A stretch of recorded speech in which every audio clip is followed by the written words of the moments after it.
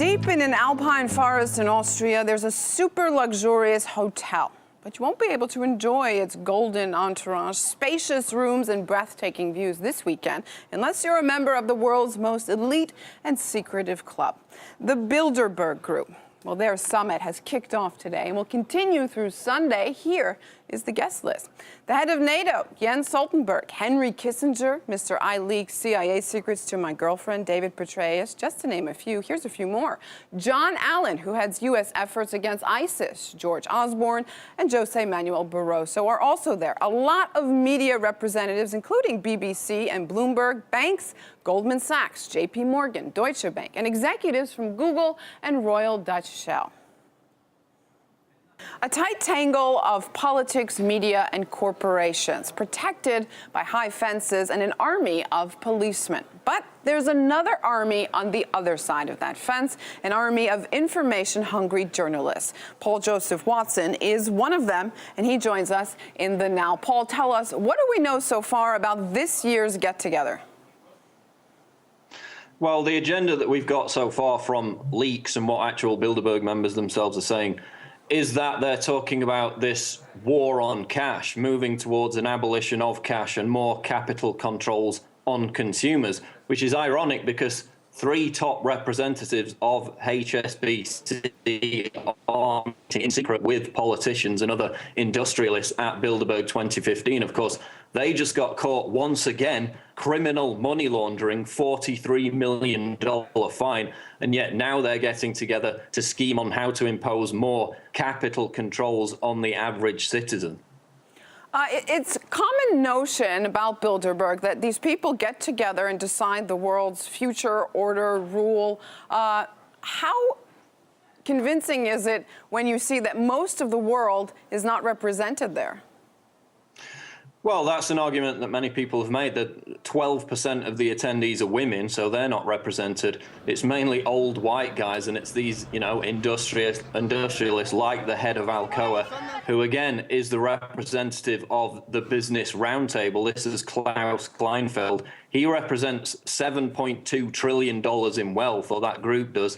He's there scheming with these other heads of corporations, government officials. So it's completely unrepresentative of the people. They say it's a private meeting, and yet it's paid for by taxpayers. We've got 2,000 police here, basically dealing with a handful of bloggers, journalists, and a smattering of, and they're now actually visiting journalists' hotel rooms at 1 a.m., demanding to see their papers, demanding to see their passports, all for a, quote, private meeting, which again is being paid for by the taxpayers.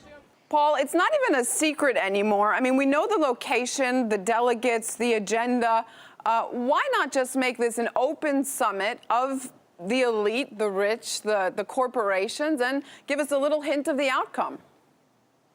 Well, because they're dead set on secrecy. I mean, they've got a huge perimeter zone. If you venture into it, it's a €500 fine. Possibly 2 weeks in prison. Why is that? Again, because this is where the real consensus for global policy is set. This is not the G7. The G7 is a puppet show for the consumption of the public and mass mainstream media journalists who, in fact, some of them were staying in the Bilderberg Hotel before Bilderberg arrived because they were covering the G7 in Germany. They'd never even heard of Bilderberg. So they're so desperate to keep their agenda secret, which again underscores, and we've had leaks in the past, and in fact Bilderberg members bragging about how they created the euro. So again, it illustrates how this is the real center of power. This is where the real decisions get made, and that's why they don't want any information leaking out of the conference. Paul Joseph Watson, keeping a close eye on this year's Bilderberg meeting with us in the Now. Thanks so much. Thank you.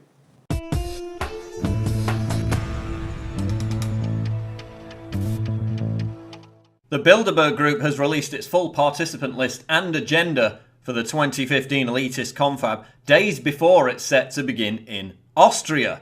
But as ever, the topics up for discussion are so vague as to almost be meaningless. And we know that many of the most sensitive topics never appear on the list in the first place. So what's the real agenda of Bilderberg 2015? For a start, it's unusual that Bilderberg is taking place after the G7 conference. It's normally the other way round. This suggests that Bilderberg's role in not only setting the consensus, but making the final call on many of these issues will be pivotal this year. The intense security surrounding the Interalpen Hotel, with our reporters Rob Dew and Josh Owens already having been harassed numerous times by police, illustrates how paranoid Bilderberg are about keeping the details of their agenda under wraps. Artificial intelligence will be one of the core discussion topics at Bilderberg 2015, and one of the most interesting newbies in terms of Bilderberg attendees is undoubtedly Regina Duggan, former DARPA director and now Google executive, and a pioneer of ingestible ID microchips. Duggan, along with Google chairman Eric Schmidt and Demis Hassabis, vice president of engineering for Google DeepMind, will scheme with global power brokers on how to grease the skids for public acceptance and adoption of Big Brother technology that otherwise wouldn't look out of place in a dystopian sci-fi thriller. This all ties into Bilderberg's overarching goal of rebranding authoritarianism. As a result of endless money printing and growing wealth inequality, the global elite has created the preconditions for widespread riots and civil unrest. We already had a taste of this with Ferguson and Baltimore. Now the wealthy are buying safe rooms and secret hideaways in remote locations as they prepare to hunker down for the next stage of the economic collapse. And Bloomberg is now reporting that Johann Rupert, the billionaire owner of Cartier, is worried about artificial intelligence and robots replacing human workers, causing class warfare and social disorder. Make no mistake, Bilderberg wants class warfare.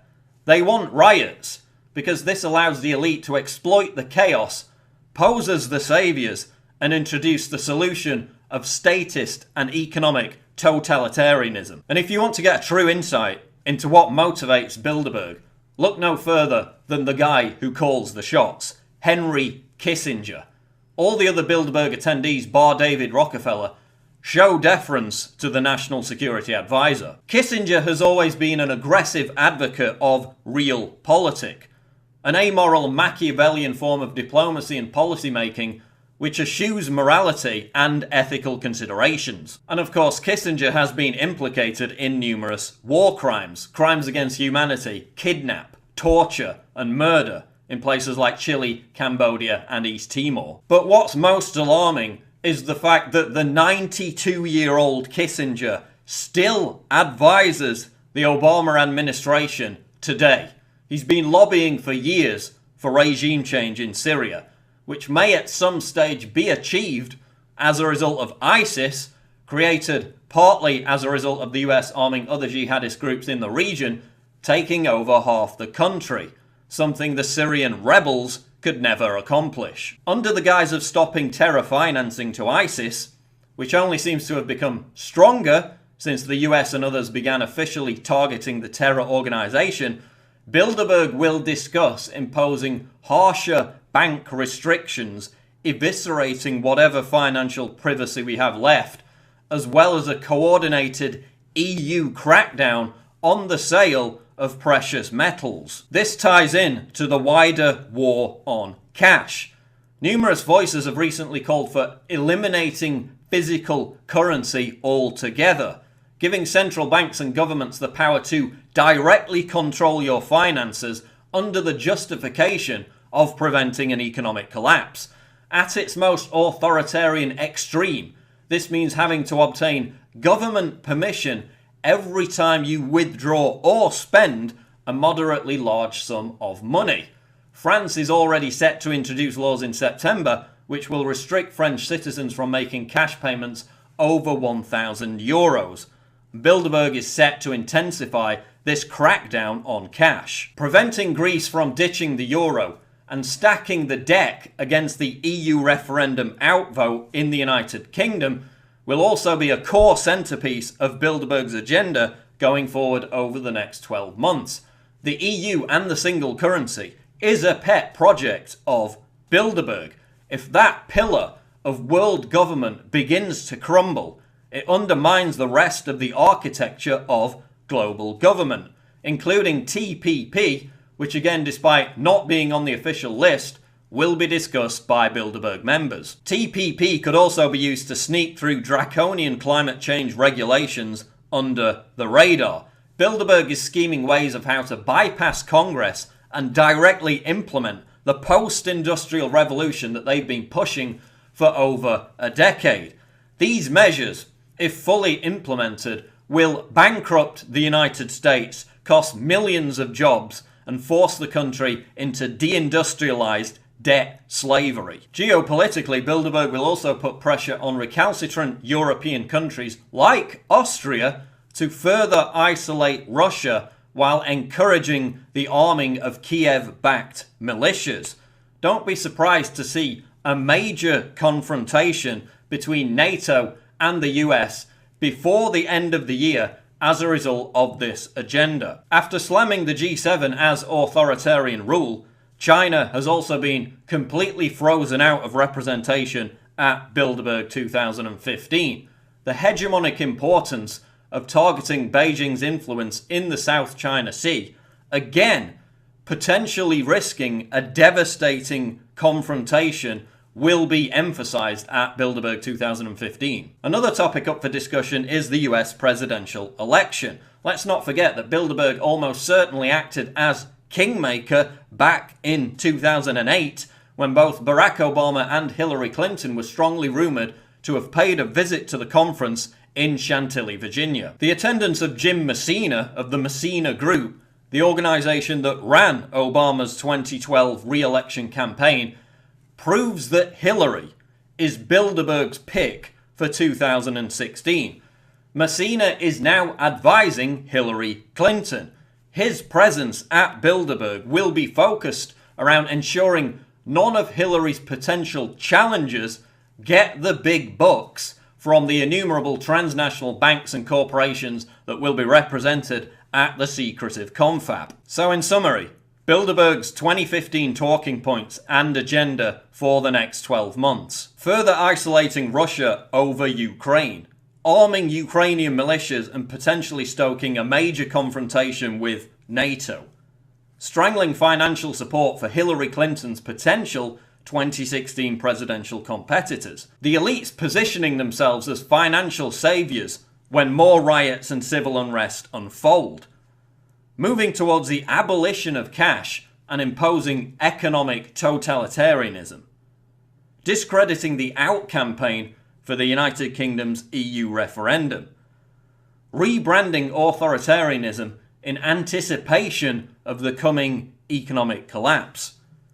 finalising the TPP as the next pillar of global government, dismantling China and the BRICS countries' ability to challenge the unipolar system, selling artificial intelligence and Big Brother surveillance as trendy and cool in order to fool the general public into adopting technology that will eviscerate their financial livelihoods and personal privacy. So that's what we know so far about the real agenda behind Bilderberg 2015, with more leaks and information to come. I'll be travelling out to Austria to join InfoWars reporters Rob Dew and Josh Owens, so be sure to check out the other videos on this channel and the Alex Jones channel as we lead the coverage for Bilderberg 2015. I'm Paul Joseph Watson reporting for InfoWars.com.